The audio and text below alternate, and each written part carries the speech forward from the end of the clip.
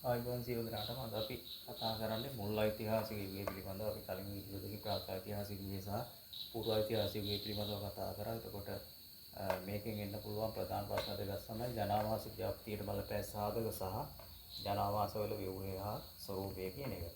එතකොට මුල් ඓතිහාසික යුගයේ ජනාවාස ව්‍යාප්තියට බලපාන ප්‍රධාන සාධක කිහිපයක් තියෙනවා. ඒකෙන් මම තුනක් අරන් තියෙනවා.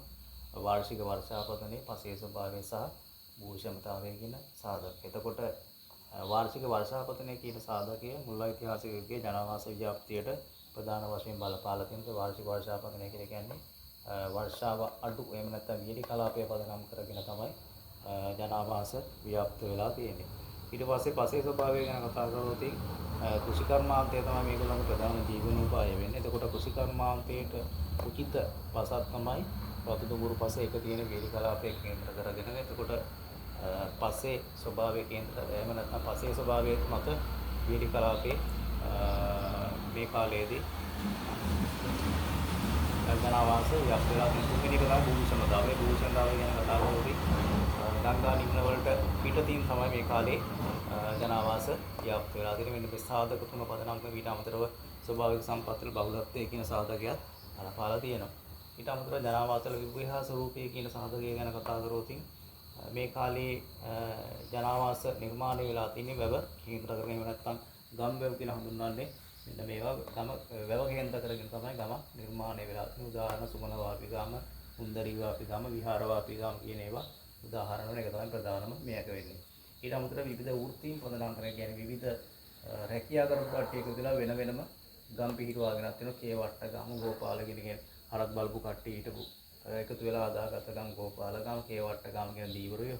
ඊට පස්සේ මණිකාර ගම, ඒ වගේ කුම්භකාර ගම, මේ විදිහට විවිධ වෘත්තීන් පදනම් කරගෙන මේ කාලේ ගම් නිර්මාණය වෙලා තියෙනවා. ඊට පස්සේ මෙන්න මේ ජනාවාස ගැන කතා කරද්දී පරික්කිත ගම් සහ අපරික්කිත ගම් කියන කොටස් දෙකක් දැක ගන්න පුළුවන්. පරික්කිත ගම් කියලා කිව්වේ වැටකින් ආරක්ෂා වෙලා තිබිච්ච ගම. අපරික්කිත කියලා කිව්වේ එහෙම ආරක්ෂා වෙලා තිබිච්ච ගම. ඒතර පරික්කිත ගම් සහ අපරික්කිත ගම් කියලා කොටස් දෙකක් දැක ගන්න පුළුවන්. ඊට අමතරව තව කතා කරලා තියෙන ගමකට ගමක් වෙන් වෙන්නේ පටු කැලෑ තීරයකින්. ඒකත් විශේෂ ලක්ෂණයක් විදිහට අපිට ගන්න පුළුවන්. ගමකට ගමක් වෙන් වෙන්නේ පටු කැලෑ තීරයකින්.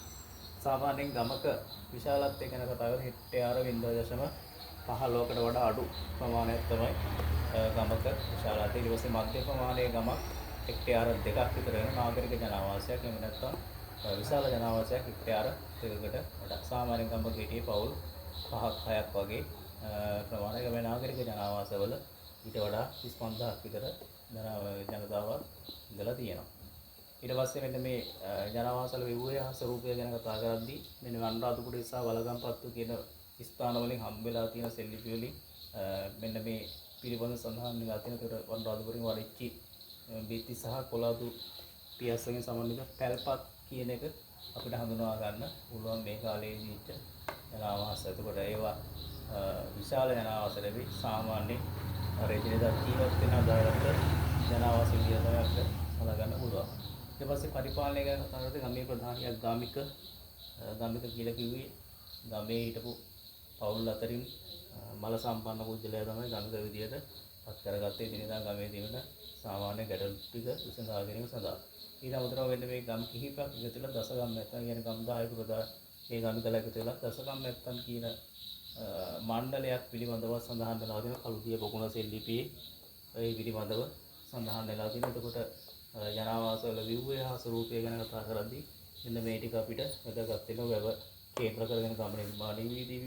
ඊට පස්සේ විවිධ වෘත්තීන් පදනම් කරගෙන මෙන්න මේ විදිහට මෙන්න මේ කරුණු ටික අපිට වැදගත් වෙනවා. නම් මෙන්න මේ කරුණු දෙක පිළිබඳව අවධානය යොමු කරන්න කියලා ඉල්ලීමක් කරනවා. ඊට පස්සේ